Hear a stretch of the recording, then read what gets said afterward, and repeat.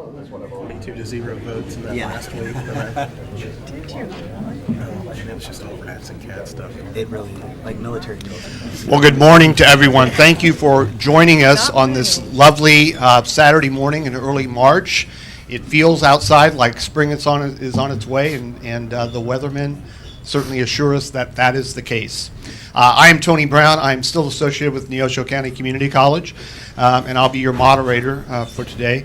I'd like to start off by thanking our sponsors. We always put this at the end, and I'm going to switch it up a little bit and thank the Ottawa Area Chamber of Commerce Legislative Action Committee, the Franklin County Farm Bureau Association, who provided the refreshments this morning, the American Legion Post number 60, Walmart Logistics, and Advantage Ford. Those are our sponsors for this event. Let's give them all a hand at the beginning of the event.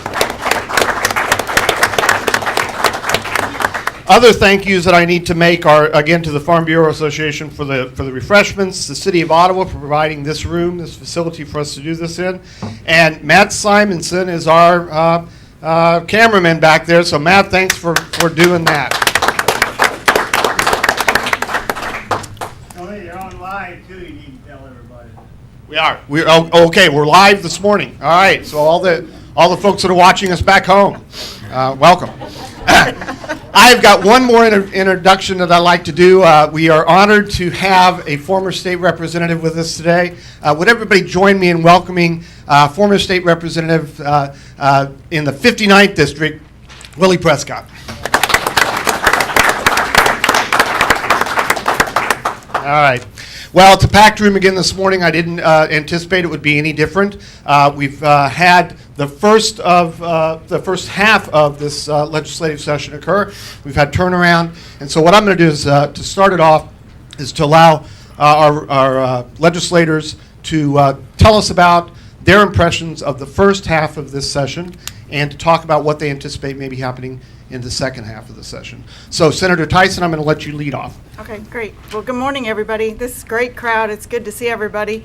I was really excited when I pulled in. I told my husband I saw some ag trucks, so that's really good. I'm glad you guys were able to join us this morning. Of course, there's been quite a bit going on. Turnaround is the halfway point for the legislature.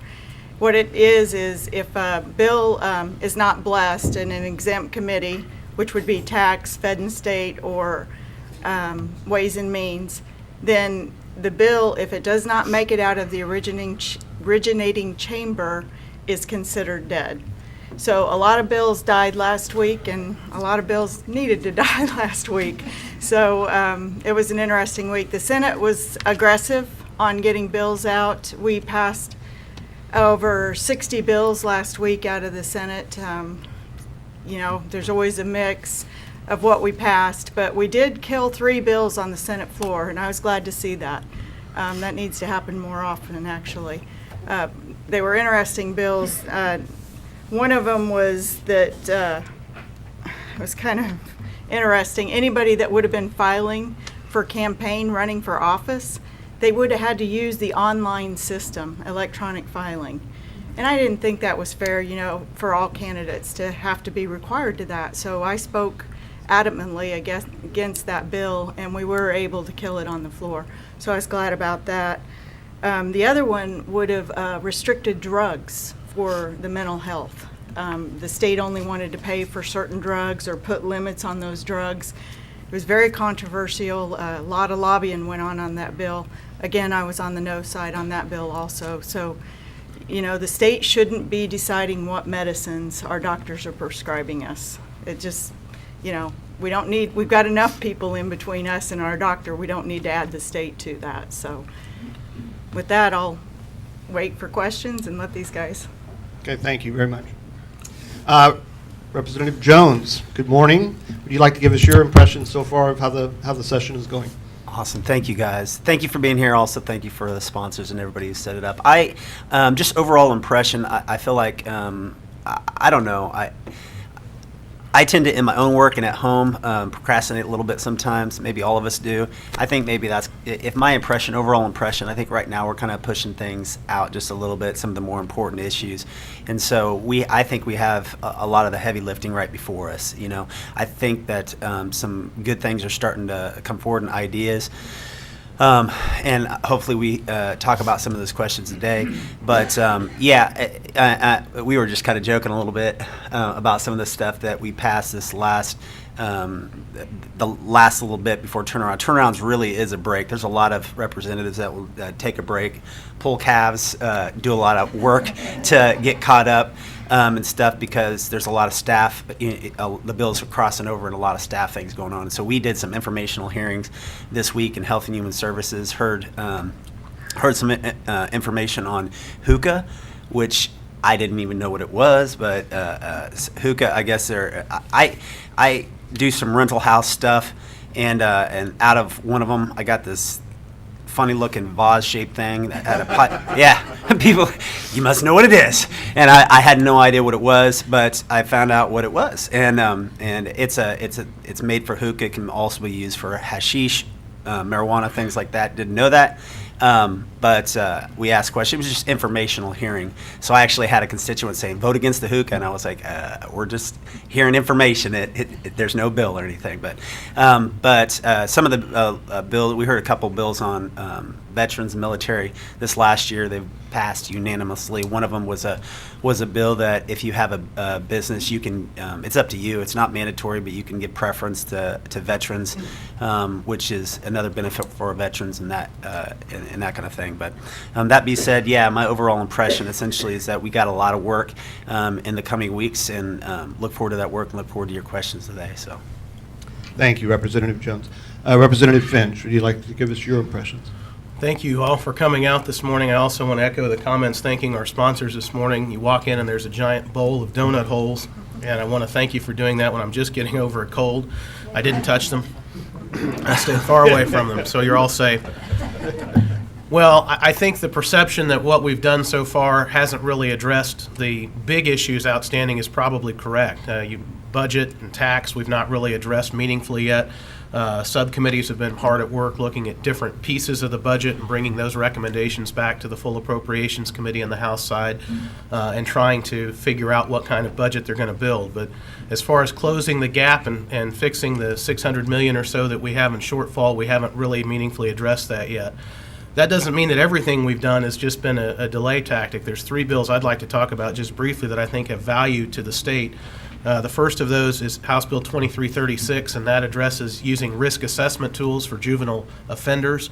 We had an information-only presentation this week from the Council of State Governments and the Pew Charitable Trust, who are big on juvenile justice reform.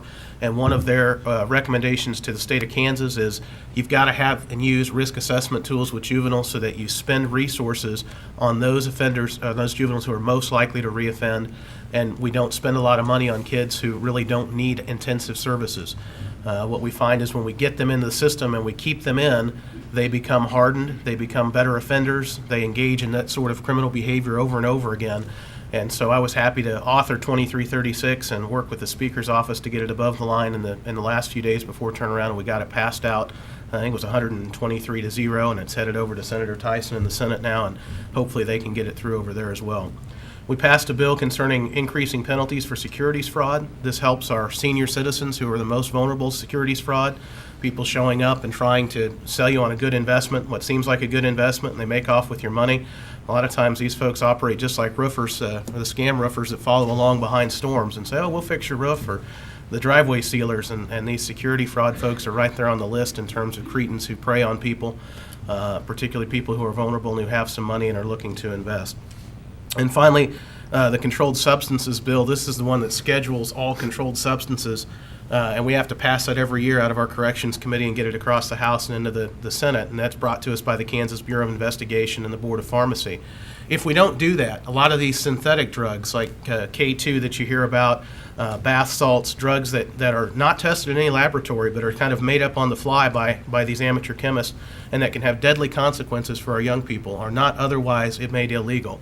And so this bill was very important that we get it out and get it passed. And so those are just 3 things that they're not sexy, they're not glamorous. glamorous, they don't get all the headlines, but they're good government at work that help protect people, help reinforce the lines of authority in our society, and help make us all safer citizens here in Kansas. And I was happy to be working on all three of those things. But yes, we still have a lot of work to do and not much time to get it done. Thank you very much. All right, so just to let everybody know what the plan is this morning, I've got 4 Senate bills that have been passed and have either been sent to the House or have parallel legislation in the House. I'm gonna go over those relatively quickly, I hope, and then we'll get out to your questions. All right. So the first bill that I want to talk about is Senate Bill 136, which has to do with teacher contract negotiations, right? And I'm going to try to summarize these succinctly, and if I don't get it right, you all certainly can correct me. What this bill would do is allow for teacher salary and workload to be negotiated every year, plus 3 additional items per side, or any items mutually agreed to. And this bill was a negotiated compromise with the KNEA. Senator Tyson, you fought for this bill on the floor of the Senate, and it passed 40-0. Would you like to talk about this bill and why it is you fought for it? Yeah, yes, I will. I'll give you a little bit of an inside baseball. I do support teachers. I mean, people, I know not everybody in this room may believe it, but I've said it before. I have a lot of family members, friends, neighbors that are teachers, and I care about them. What happened was we had the original bill that was proposed, and what it was a list, and they had worked it out over the summer, the groups had. It was a list of 31 items that each side negotiating could choose 5 of the items from the 31 list. Well, it was amended in committee. One of the senators thought he was helping out to amend it. He put on the bill that salary and workload would be negotiated every year, and that any topic mutually agreed upon by both sides would be negotiated for that year. Well, it sounds good, but I asked to take a break in committee because it was a conceptual amendment. We didn't have it in writing, and they said it was unprecedented. That had never been done before. But I said, we need to get our head wrapped around this. This is too big. And so I asked for the break, and during the break, the audience or nobody would have known this, but I was actually working with legislators to get them to help me amend it on the floor so that it would be a combination of the committee amendment and a combination of the original bill. And because we did that, we came up, the 3 items that each side can choose are from the list, the original list of 31 items. So I think we came up with the best bill for everyone. So and what was amazing was I asked the Vice Chair of Education to carry the amendment on the floor. He was willing to after we had all parties agreeing. And we just, we thought surely there's going to be a no because you have a lot of extreme, interest in the bill passed the Senate 40-0. When you get one of those, you don't get those very often, and that was a home run. That was good for everyone. So I was real proud to work on that. She's right. That never happens. 40-0 votes. And so Well, it does that was sometimes. remarkable. Not on a controversial bill. Now, as far as I can tell, there was a parallel bill or a very similar bill in the House that also passed 23-26. And so, Blaine, you voted for this bill. Is it substantively the same bill, or are there differences between the two? Yeah, I think that I haven't had a chance to review 136 in depth. I can tell you that what happened in the House is the committee voted out very narrowly what was called the minority report from the School Efficiency Commission. This was a bill that had been testified in favor of by a gentleman named Dave Trabert from the Kansas Policy Institute and came to be known as kind of the Trabert bill. We amended that bill on the floor of the House and basically did what's called a gut and go. They gutted the contents of that minority report proposal and put in instead basically what was Senate Bill 136, as I understand, except it allows for 5 items. Each side can bring 5 items to the table instead of 3, which was what the original compromise between the school boards and the teachers and a couple other groups. There were actually 4 groups that came to the table to negotiate that deal. Actually, what they all wanted. So that got amended on and then held up. I think the vote was 109-14 or something like that on the final day. 109-14. Right. Okay. And I was happy to vote for that. I was asked the question, we were asked the question, I think, last month, how do you feel about that? And I think I said at that point, if the sides can come together and compromise amongst themselves to come up with something they can all live with, I'm more likely to be in support of that than something that someone from the outside dictates to all of those groups. So we were happy to get that bill out. I think now it'll go to conference, and I think based on the senator's comments this morning, we're really only going to be arguing over how many of those items on the list of 31 can each side bring to the table. 3, 5, might end up at 4, just using some crazy prognostication. All right. If Rep- I may add to that real quickly. There is a unique difference, and the main difference is that there's 5 on the Senate side. It just defines the first 2 as Okay. salary and workload, and then each side can pick the 3 from the list of 31. But what was the good amendment, and I hope the House will consider this in the Senate, was it didn't restrict negotiations after that. If each side mutually agreed on any topic, it did not have to be from the list of 31. Any topic could be negotiated, because that way local schools can decide what's best for that school and what they need to negotiate. So I think thanks. that's in. Yeah, I think that's it. No, it's not. All right, as Senator Tyson said, the Senate bill passed 40-0. The vote on the House bill was 109-14. Representative Jones, you were one of the 14 people that voted against 14 this bill in the entire legislature. So I'm just saying. Yeah.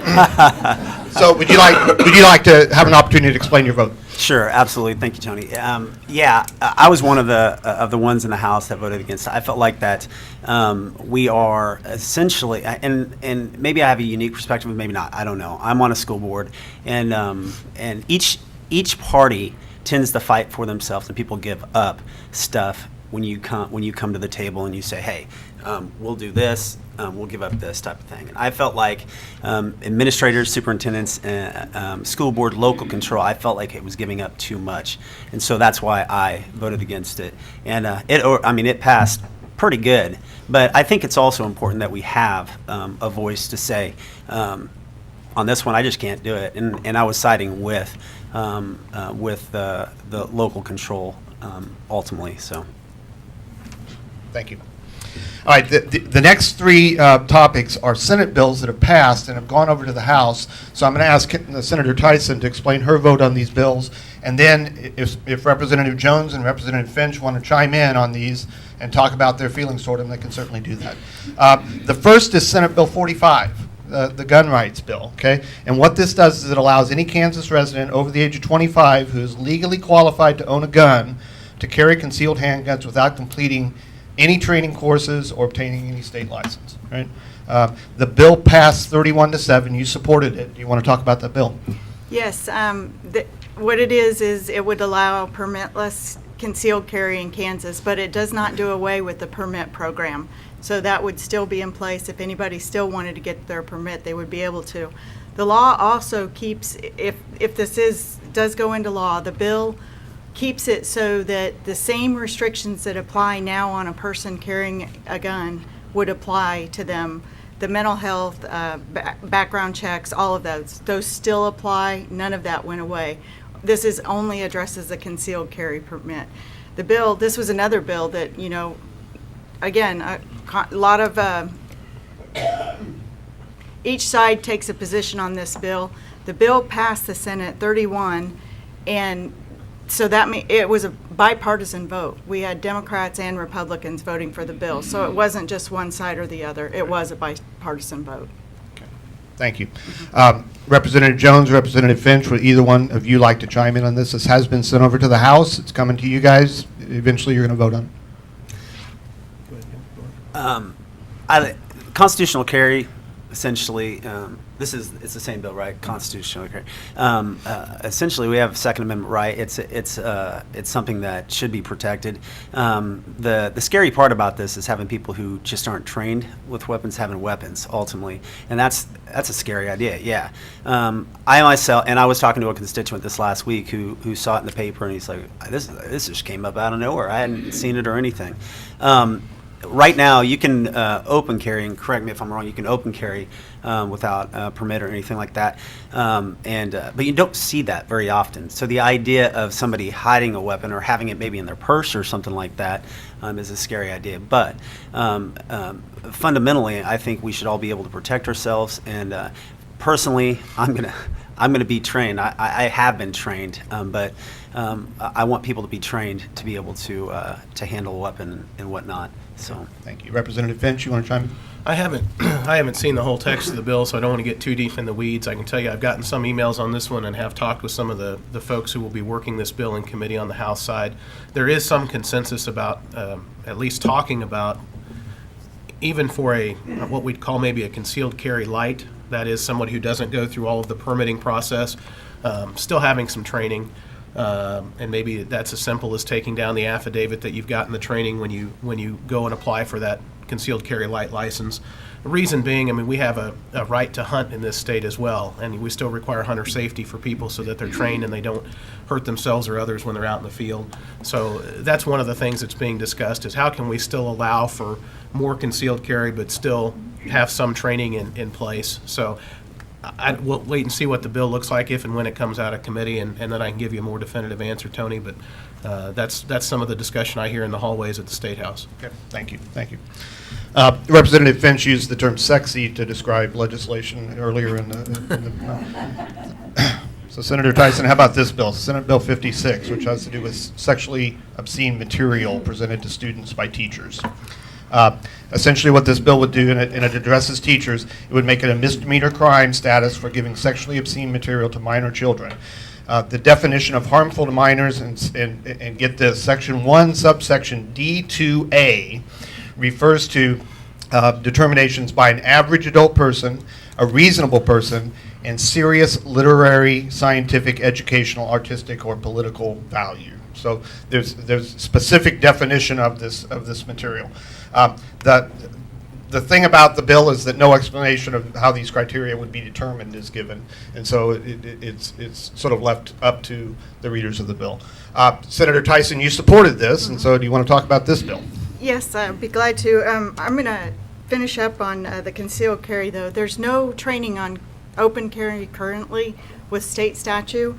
And I also wanted to let you know that hunting and fishing, it's legal to conceal carry without a permit in Kansas right now. So it's not as drastic of a change as it sounds, but it is a change. And that, always gets people's attention, as it should. But Senate Bill 56, what it was is if any one of us up here or you guys that are not teachers out in the audience, if you handed obscene material to a child, you would be charged. It's a crime. And that material, teachers are exempt under current law. They can hand any material to a child and they are exempt under that law. So what this bill did was bring teachers in under the same umbrella that you and I would be under, for obscene material. The obscene material are defined by the FCC. The bill allows for nudity, it allows for art, it allows for scientific, it allows for biology purposes. It was not, I know it sounds scary because they can be criminally charged, but it just brought them in under the same umbrella that we were in. Now, a little bit of inside baseball again. The nice thing is I have a few Senate friends that are very good friends with the Speaker, and the Speaker has, I support the bill, but the bill is not going to have a hearing in the House side, so he's going to keep it below the line. So I don't think you'll hear about that bill again. Okay, well, I don't know whether we really need to talk about it anymore then. I was unaware of that. It did pass the Senate 26-14, so it was a little bit more controversial, but not much. Okay. Do either one of the representatives want to speak to this? You aren't going to hear it, but would you like to comment? I was just going to, you brought back memories and you just blew my mind because I started thinking of questions and stuff. And there's this balance with politicians where, who's the most conservative type, because my background in the church and whatnot, I tend to, if we do govern, if I do want to have something that's governed, it tends to be, and it goes into a lot of aspects, but it tends to be morality type of issues, like can you have a strip club right next door and stuff. Normally a free market, you just allow it. Well, I tend to be on the other side of that where it comes to controlling that stuff a little bit. So yeah, when I start hearing those type of things, I go, oh, okay, what is this? Because I was given a choice of books in 11th grade to read from, and I was like, I'll take the biggest one. I took it, and it opened my eyes to a lot of stuff I did not know about. And some scenes and stuff, and that is when you were saying that, it came back to my mind. I'm like, holy cow, So that being said, yeah, I don't know. I guess it's not going to get much light today, but interesting topic. So yeah. Representative Finch, do you want to speak to it at all? Last month, we were given some sage advice about what to do when the horse died underneath us, so I'm going to go ahead and get off and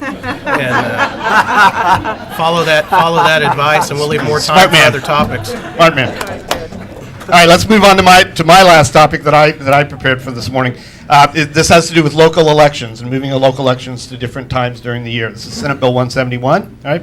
And what this does is it moves local government elections from spring in odd-numbered years to falls in odd-numbered years and keeps them nonpartisan. The rationale for this bill is that we'll encourage voter participation, and that's good for democracy because people would be voting every fall, so they would sort of get used to this. I have two questions about this. There was concern that was expressed about this bill by a member of the audience before we started about a regulation in there that you can only have 10 minutes in the voting booth. And so that's one question. Is that something that would be a regulation in this? And then secondly, is there any empirical evidence that moving the elections to the fall is actually going to increase voter participation, or is this just hopeful thinking? Okay, so Karen, or Senator Tyson, rather, you supported this bill. It did pass 21 to 18, so this was a tight vote. So, you want to speak to it? Yes, this was a very controversial bill, and I'll jump back again on the Senate Bill 56 real quick. There was another bill too for teachers, and it would require teachers to get fingerprinted every time they renewed their license. I mean, that's overboard. It's ridiculous. And again, that legislation passed the Senate. I did not support that legislation. So currently, teachers are fingerprinted. I talked to my sister about it, actually. She said, I had to get fingerprinted already. So when they initially get their license, they are fingerprinted. So they don't need to do it every single time. But I'm hoping the House can do something with it. And I don't want to mislead you on the Senate Bill 56. It's not dead. It's just that there's no plan to bring it above the line. So if there's a big push for the bill, it still could come out of committee and be worked. So, and as far as the election bill, it's what I've said for several years now. The bill was amended to allow elections in the odd year, nonpartisan. And so every November, citizens or residents of Kansas would know that they go to the election booth in November. And it was funny because I was at a coffee last week, and I'll go ahead and ask this group, you should know because it was recently, but how many of you know when the primaries are for spring elections? Okay, good. I knew this group would be better. Last week I asked that question. I had two legislators with me also. Not one person in the room knew, and it was this last Tuesday. So you'll know now, if we move these elections to November, you'll know every August, if there's a primary, it's in August. And it actually brings us in compliance with the law as far as military ballots. The spring elections are so close together that the county clerks have a difficult time getting the military ballots out on time. So there are some good things about this. I do not support going partisan, and I've been vocal about that. I think we should keep these nonpartisan. That way, military personnel would not be able to serve in these positions if we went partisan. And that's not such a big issue for our area, but it is a big issue for Leavenworth and Fort Riley area. So we need to consider that also.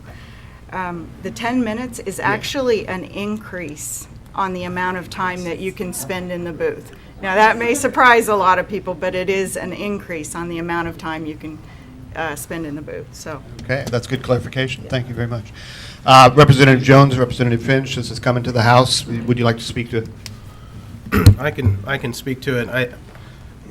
I think this is part of a larger and more consistent move to make these elections get moved to even-numbered years and to make them partisan. The chairman of the House Elections Committee has already started trying to change the terms of Senate Bill 171 to get those local elections moved to even years and get them moved to the top of the ballot and claim that they're still going to be nonpartisan.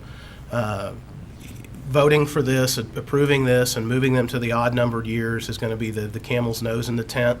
And we're going to be back at this next year and the year after that and the year after that as we say, well, think if we just move these all to even-numbered years, and we'd have even more turnout.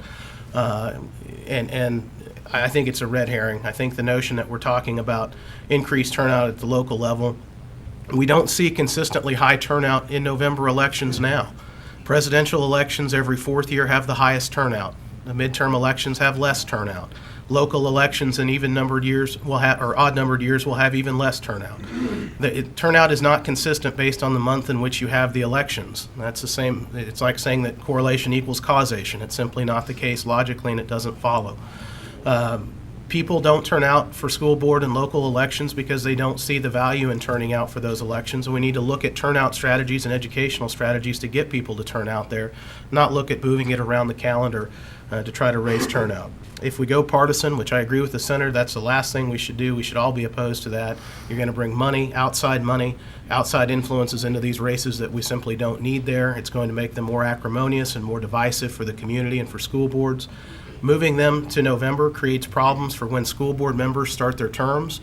Right now they start in July, and so you're going to have them winning an election in November and then waiting 6 or 7 months before they take office, or you're going to have them taking office earlier at some other date. That creates confusion. I can't see the value in doing that. We know, for instance, that mail-out ballots are the highest voter turnout you can get. If that's the case, then let's just make all local elections mail ballots. If we're really about increasing turnout, let's do that, and then nobody has to get out in April and vote. They'll just fill out their ballot and mail it back in. But that's not something we're seriously talking about, because at the end of the day, we don't seriously want to increase turnout. We want to get these things moved to even-numbered years and make them partisan. Representative Jones, would you like to respond? Sure. This is one of those topics that it's hard for me to wrap my mind around on how really important it is. And as these two have talked about it, you realize really that it can be huge. This is the difference between your mindset. If you want a certain type of mindset in a school board position and not that, and you or somebody who clearly comes out and says, this is what I am, or this is what I'm not. So it's, at first when people started talking about elections, I'm like, what are we doing? Why are we changing this type of stuff? And so I've tried to open my mind and listen a lot more when it comes to the people who are coming in to talk about elections. I don't like the idea of making it partisan. I just think that's dangerous. There are, we were dealing with a bill, hemp oil bill. I talked about it last time. But if you just look at the bill, it's a bill that is, you could drive a truck through. It's one of those bills that is like a gateway bill, if you will. Well, I hadn't thought about this as a gateway bill either for, making elections partisan and all that kind of stuff. I just didn't think about it like that. I think that the mindset of the people who are trying to push this is ultimately to increase turnout. That's what I would think. Because originally when they came to me, it'll save money, it'll do this, it'll do that, and we started looking at it, it didn't save money. The clerks were like, this is crazy, don't do it, And so I didn't think it was that. My hope is that we can find something to turn out. And like Representative Finch said, I mean, if it's all mail, if mail-out ballots or something is the best way to do it, I'm open to looking at that. I just want to make sure that we do, and I don't know that that's the answer, but I want to do something that's going to work for everybody and it's going to actually accomplish what we're trying to do. And if we're lying and saying this is what we're doing, but it's ultimately to be a gateway, then I wouldn't be for it at all. Thank you very much. And thanks to the audience for tolerating my personal interest in the beginning questions. I think we have a follow-up to this question. And so, Dennis, do you have something you want to say? Yes, I need clarification because I believe there was an amendment to that bill There as was. well There on was. the issue of bonds, on when you can and cannot go for a vote on a bond. And it's not, to me, that's controlling local and home rule. Because as a city, as a county, as a school district, there's also city hospitals, there's also county hospitals. And doing business when you need to issue debt to, for example, if we happen to get a new industry and we build a new electrical plant, or let's say another electrical plant goes in at Wolf Creek, like a nuclear plant, which we receive several of those residents here in Franklin County. If we need to make an expansion for the city to accommodate that, you can't make decisions twice a year. Can you tell us about that? And would you vote? Why did you not vote against that amendment? I did vote against the amendment, sir. The amendment was put on the bill, and what it does is it restricts if you're going to increase taxes, then you have to put it on the ballot in August or November. That's what the amendment was. And that's so for voter turnout. There would not be special elections then. So that way everybody knows again that those elections are in August and November. I did vote against the amendment. The amendment did go on. It was a considerable amount of individuals that voted for it. And it was a roll call vote. So you do have that on record. It does change when these elected officials would take office, and the logistics are this would go into effect in 2017, and so they would take office January of 2018. And what the thought process is on there, one of the most important things the school board does is the budget. And they come in July and they've got to look at this budget cold. And so what this does is gets them into a rhythm and working and understanding what's going on with the school board in January, and then they work through that, and then in July they deal with the budget process. Thank you. Who else has questions? Darrell McKeon from Ottawa. My question is in regard to legislation unveiled this week in the House and Senate Budget Committees to abandon our existing approach to funding public schools and begin sending state aid to districts in the form of block grants. There's a promise of an additional $300 million over the next 2 years, but as I understand it, about 3/4 of that money, or even higher, would be required payments to the CAPER system. First of all, where will this new money come from? How does this bill impact districts with large numbers of ESL or at-risk students? And if the budget is not fixed, does this change or any other formula really matter? Thanks. Who would like to address this first? We've all had about 10 minutes with this bill. I know. It's brand new. So The bill itself, I think on my phone when I brought it up, was 97 pages long. It came out Thursday at 4:30 in the afternoon. And we've had a little over a day to digest it. There are a number of things in there that I'm still actively seeking clarification on. Looking at the districts in my legislative district, I think that what you've said about the bulk of the increases being in CAPERS is probably true. It doesn't look like there's a lot of what they call in-classroom dollars. I told you all last month that I had concerns from an accountability standpoint with block granting. That is to say that money is now just handing over a pot of money and saying, spend it as you see fit, without any sort of accountability that this money is to be used for your physical plant, this money is to be used for at-risk students, this money is to be used for ESL students, English as a second language students. In essence, schools are free to take money from those areas and spend them somewhere else. Whether that's sports stadiums or turf fields, or whether that's grand pianos, or whatever your controversial issue du jour is, you've essentially wiped out accountability by saying it's all just goes in one pot and can go out however a school board sees fit. I think there's a huge question about where that $300 million over the next 2 years is going to come from. We're already $600 million down. And I think the other question that you didn't ask but is relevant is that this does appear to include an additional cut to this fiscal year for schools, money that's already been budgeted. And of course, that school fiscal year runs through June 30. And here we sit essentially at the beginning of March and looking at another, I think it's a 23 or 28 million, I can't remember which of those it is, cut on top of the governor's allotments for this fiscal year for schools. So we've got school districts that have budgeted money who are now going to be without even more money than they had anticipated. So I think it does raise some serious questions, and I think there's going to be a lot of explaining that's going to have to be done. I think it's unfortunate that the bill comes out Thursday at 4:30, and it's going to receive hearings Monday and Tuesday next week.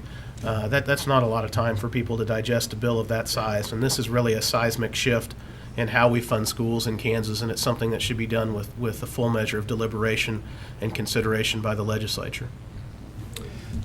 Senator Tyson, Representative Jones, either one of you want to speak to it? Sure, and the representative is correct. We have not seen the bill. What's interesting is we just got it Thursday. There was a press release Thursday, and the House is having a hearing on the bill Monday, and then the Senate's having a bill on the hearing Tuesday. So it's coming through rather quickly. I will study the bill. I'll see what's in it. They have thrown some bones in it that's going to make it a difficult vote. It actually removes the governor's allotment. The governor, during his allotments, he decreased some of the funding with the education, and it came off the top. It wasn't LOB or anything like that. So it does put that money back in. It also has a sliding scale as to where it's an increase for the next 2 years, and the schools would know what the money is. They would, there wouldn't be any question as to what funding they're getting, and it does open it up for local control. So we're going to have to look hard at this bill to see what's in it and to see what's the best for our area. I appreciate what these guys have said too. It's I haven't. I mean, I've looked at it from the 30,000 foot view, and I even this morning I was like, I didn't know how much I could actually explain on this thing since it came out so quick. It's kind of like when the governor did the cuts, and you're all like, yeah, it just happens on Thursday or Friday, and you're going okay. But I do like the idea of more local control. The school boards are elected. I think a lot of times their hands are tied when it comes to certain stuff. I've made votes on a school board level that I was like, do I really have a choice? So I like the idea of giving them more control when it comes to where the money goes a little bit. But at the same time, I don't know what's all in there yet. I actually thought on some of the stuff that the administration put back into this bill, to bait you or to make you think, oh yes, we got it back. I mean, was that actually forethought out, and then he put it back in? So maybe, I don't know if people are really thinking that far out, but yeah, there's some stuff that's put back in there with capers and different things that make me a little more happy. Go ahead. Tony, if I can, just one quick follow-up. In particular interest, I think, to USD 290 patrons is that it does appear to change bond and interest and how that's treated after July 1 of this year. I think it's on page 87 or so of the bill. Just something that you all may want to look at. I know we have some USD 290 school board members here, and they have a bond issue pending. Something for you all to be looking at as far as how this bill would treat bond issues going forward. Okay, we've got another question back here. I'll get up to you, ma'am. Tell us your name, where you're from, and what's your question? Yeah, my name is Stan Wiles. I'm from Ottawa. In about a month from now, April 15th, millions of Kansans are going to send tax money to Uncle Sam in Washington. And if Kansas supports Medicaid expansion, Kansas would get $381 million from the federal government for Medicaid expansion. In 2016 to 2020, Kansas would get $550 million each year for Medicaid expansion. Now, Kansas would benefit from Medicaid expansion in at least three ways. Number one, the hospitals would get the majority of Medicaid funding. Then Kansas state government would get taxes off that money sent to Kansas. And I would guess that this year that Kansas would get $75 to $80 million back from the federal government. And then in 2016 to 2020, I think that they would get $125 to $150 million. As the late Senator Everett Dirksen from Illinois said, $1 million here, $1 million there, pretty sure you're talking real money. I think also, I need you to ask some questions. well, I'm getting to it in just a minute. Well, I need you to ask them now. Okay, and then Kansans would benefit by getting their health insurance premiums reduced dramatically. So I know that you don't approve Medicaid expansion, but you can use your influence to persuade Brown back to do it. So I'd like to position. Thank you. Who would like to address this question first? Medicaid expansion. Kevin, go first. This turn. Thank you for your question, your concern. This is Denny Hackenberg down in Garnett and more in my district keeps me well informed on this, and he's always sending me emails. He's from our hospital down in Garnett. And yeah, it's just recently, I guess the governor's position has become more soft on that. I haven't talked to him since then. What I know is what you guys know in the paper is what I read. So I don't know how soft that is, or if you can. I know in some other states governors have switched and everything went forward on Medicaid expansion, but that's all I really know on that right now. So. Well, the fine print, so the devil's always in the detail on Medicaid expansion. I'm not sure what hoops we have to jump through in order to get that money, so we definitely need to study that before we jump in feet first. The governor is looking at it. There's a committee looking at it. I'm not on either one of those committees, so I'll be anxious to see what's a result of it.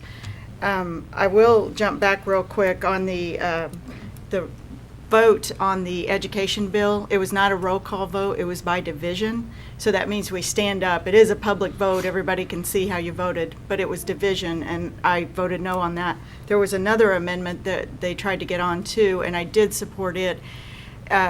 In this bill, the election bill, you would be able to have elections polling places at schools. They used to do that, they quit doing it. Now they're saying it's in the bill that they can have polling places at schools.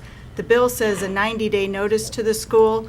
The amendment that I supported would have been a 365-day notice, just so the school can work their calendar out. The amendment did not go on. And I'm going to jump topics really quick. I know there's a lot of ag people in here, and you've got to be wondering about Senate Bill 178. Senate Bill 178 would increase the valuation on property taxes for agriculture anywhere from 400 to 680%. So if you had $1,000 valuation or that you're paying in property tax, that would, if it went up 500%, you'd be paying $5,000 the next year, a 500% increase. So that's drastic. Well, I have very good news on that. I fought that bill tooth and nail, and as the vice chair of the Senate, I worked with a lot of people, and people commented in, and it was a great team effort, and they were going to have a hearing on it next Tuesday. The hearing's been canceled, so we can all celebrate. The bill's not dead, but at least the hearing's been canceled, and the chairman said he has no intention to have a hearing on it this year. So that's good news. The not so good news is we've got 3 other ag bills that one of them impacts everybody in this room. They want to remove the exemption on utilities. Right now, there's an exemption for all of us, residential and agriculture, on our utility bills. So what this would do is put basically a tax on your utilities if they get this through. So we need to fight this one too, and we have another one where they're coming after passive income. They want to increase passive income tax, and the hearing on that is next Thursday. So I just wanted to keep you guys informed. Those are bills that are going to impact our area, our district, and we need to keep an eye on them. Representative Finch, do you want to speak to Medicaid expansion? Yeah, on the Medicaid expansion question, that's the governor's lead to take. He needs to take the lead on it. I've said that consistently now for 2.5 years, and I'm waiting, Mr. Wiles, for him to step up and take the lead on that. I voted against a bill that added another layer of bureaucracy on top of that decision and forced the legislature to take a vote on it. We've missed out on a year now of 100% reimbursement from the federal government on it. We're in danger of missing out on another one. It's worth about $800,000 a year to Ransom Memorial Hospital when Medicaid is not expanded. So that's money that has to be made up out of each and every one of our pockets who go to Ransom Memorial or who pay the sales tax here in Franklin County that helps subsidize Ransom Memorial. So I'm waiting on the governor to lead, Mr. Wiles. Okay, got another question here. Hello, Sandra Sneathen from Pomona.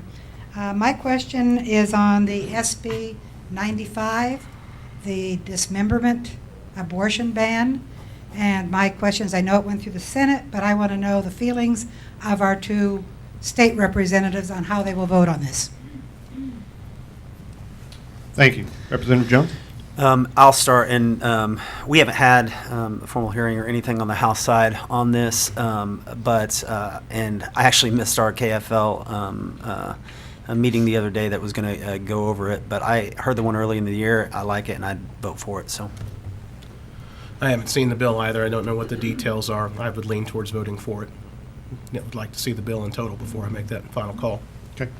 Almeida, you indicated you had a question. Yeah, I'll sit. Thank you. Almeida Edwards. And I can ask this question as somebody who's certainly involved because I've been working on income tax at home. I don't know how many, it seems like weeks. You know, when the governor and his economist said the magic thing was to get rid of the income tax and do these other things, I didn't think that would work. And I still don't think it'll work. Because just like with the bill for putting more on real estate, that could be your real estate or anybody else's. In this case, Senator Melcher's after farm real estate and the way it's valued. But does anybody ever just say, hey, let's go back to the good old days and have some income tax, some intangibles maybe even? Because I think intangibles were part of the trade-off way back when. They can tax my corporate aircraft if they want to. But there were a lot of things that were taken off, and I just don't think it's working. All right, so the question is about taxation. Who would like to tackle this one first? I'll be glad to. Tax is one of my issues. I had the honor of serving with Representative Willie Prescott on the tax issue. He taught me well, or on the tax committee in the House. It's interesting.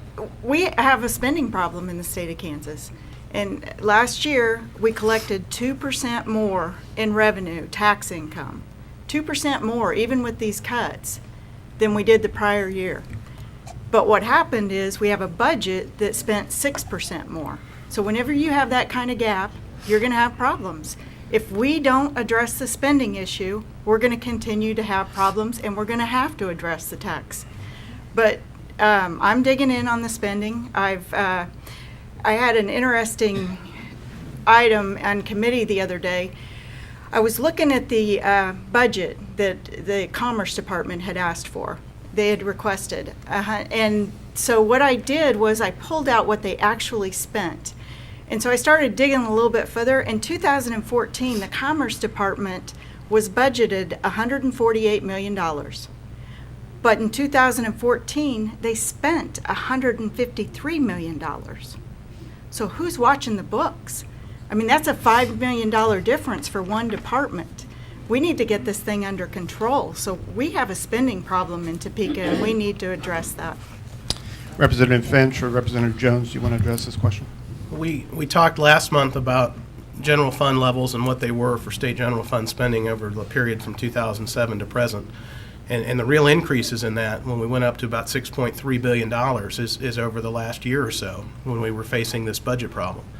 The reality is that our governor was in Missouri yesterday talking about how the plan is working and giving speeches there about how these tax cuts are generating economic growth and we'll be fine. The problem is that you can't grow your way out of the problem that we're in now because the proposal is to cap the rate of growth at 102% per year and then use the extra into first a rainy day fund and then into buying down income tax rates. The reason that won't work is that just to cover the increased cost of Medicaid and CAPERS, we need about 3% growth in state revenues per year. So at 102%, we'll be shorting CAPERS and Medicaid by 1%. We'll be putting that money into a rainy day fund that will perpetually be spent out just to cover those ongoing obligations, and then we never meet the cost of inflation. I am all for a leaner and smarter government, and there is nothing that says we can't keep the cost of government down, and we should. We should be looking for ways and efficiencies to do that. That's what we all do at home, and that's what we should be doing in government as well. Slashing our state revenues with the income tax cuts is probably not the best way to do it. And I would think there's an argument to be made that responsible spending policy goes hand in hand with responsible taxing policy. And we need to have both of those things in balance if we're going to maintain our budget. What happens when we don't when we take a cleaver to our revenues like we've done and we get into a $600 million hole, is the old, ugly geographic divisions in our state come out. And that's why you see bills from legislators in Johnson County and Sedgwick County who want to stick it to those Kansas farmers who aren't paying their fair share, in their opinions. And it's ugly, and it's divisive, and it is what separates us as Kansans, and it's what we ought not to be doing. What we ought to be doing is having responsible fiscal policy at the state level and working together. There is no Johnson County without agricultural Kansas. And agricultural Kansas depends on Johnson County for many things too. And we need to work together and find a way to harness our strengths and the better angels of our nature to have one Kansas that's united and moving forward and not be divided because we've engaged in reckless fiscal policy.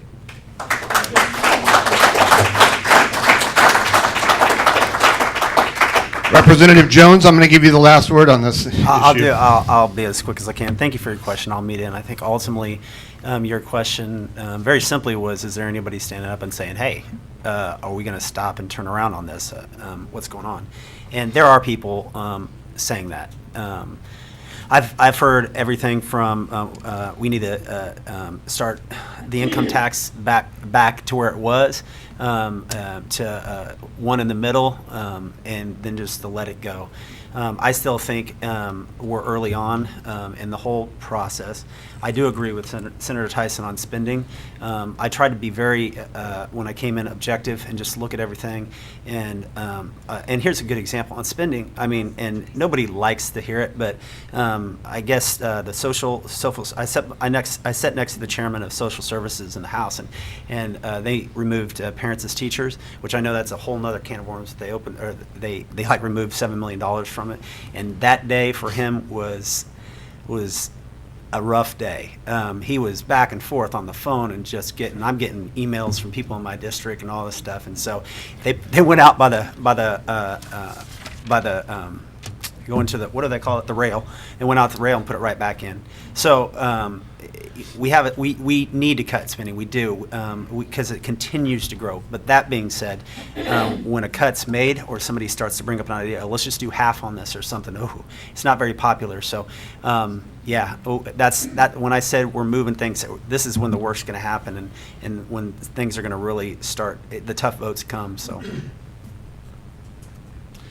Well, thank you very much. We are unfortunately out of time for this morning, but I think we ought to give a big round of applause to our legislators for sharing part of their Saturday morning with us. I would like to invite Representative Prescott up to the front here for a special presentation. And so, Willie, would you please join me? Yes, I appreciate the time. And gee, it used to be when I was here, it was like the Keystone Cops. Yeah. Now it's like the three wise men. That's it. Wise men. Well, I appreciate the time. It's great to be back down here and see some faces I haven't seen for a while. I really appreciate that. For those of you that don't know, I still get to hang with these guys. I now work for the Attorney General, Derek Schmidt. I'm Special Assistant to the Attorney General, which has been very fun and interesting, plus I get to spend some time. But I did leave something undone when I was a representative in the 59th District, and Zach George, could you please come forward this time? We do get to have interns, and I was the House Majority Whip, which really loaded me up there towards the end, and I was lucky enough to have a young man from this area come up and intern for me. And I had got a certificate prepared then that I never did get to present, and even though I procrastinated quite a while, I do want to express to you my appreciation. You come up, you were devoted, you did the dirty work while I got to run around and act like I did something. But Zach, I really appreciate it, and I think you'll go far, and I know you've already went farther than I was at your age. So congratulations and thank you.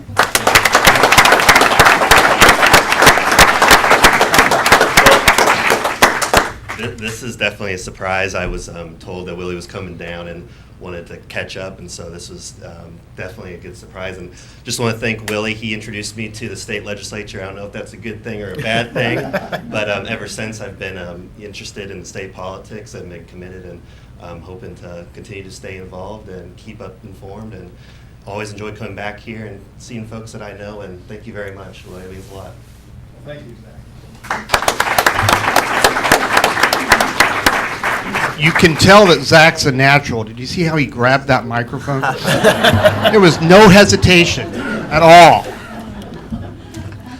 Bob Fluke reminded me that we are going to have a forum of candidates for the upcoming election, and that is this month on the 24th. And when will we start that, Gene? At 6:30? 6 Municipal Auditorium, 6:30. It'll be in the paper, but you all are invited to come to that event. It ought to be very informative. In addition, we are going to try to have another legislative coffee. We don't know exactly when that's going to be because we're going to sort of play it by ear depending on what happens in Topeka, but we're thinking about either late April or early May. So we will keep you posted on that. It'll be in the paper, so please look for that because we want you all to come back to discuss developments as they develop. So thank you again very much for being a part of this coffee this morning. Hope you all have a very pleasant Saturday, and we'll see you in a few weeks. See you there.